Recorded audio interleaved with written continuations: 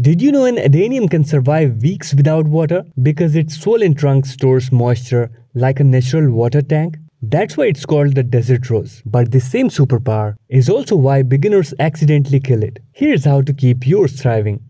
Give it lots of sunlight. Adeniums love the sun. Give them at least 4 to 6 hours of direct sunlight every day.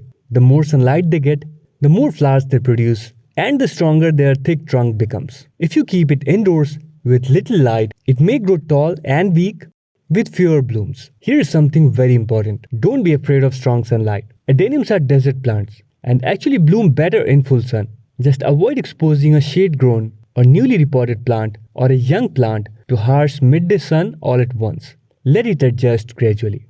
Water only when the soil is dry. The biggest mistake is overwatering. Since the trunk stores water, the plant does not need frequent watering.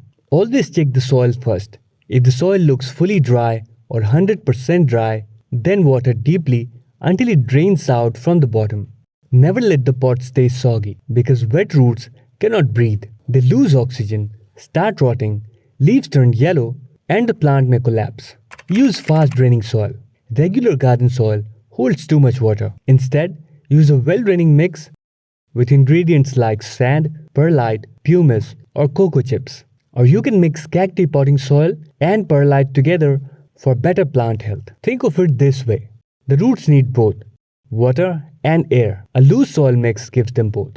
Feed it during the growing season. During spring and summer, feed your adenium once every 3 to 4 weeks with a balanced fertilizer. Phosphorus helps produce flowers, while potassium supports healthy roots and stronger stems. Avoid overfeeding because too much fertilizer can burn the roots. And that's it. Adenium care is simple. Plenty of sun, water only when the soil fully dries, fast draining soil, and occasional feeding. Hope you liked the information. Give this video a thumbs up and subscribe for more houseplant care videos.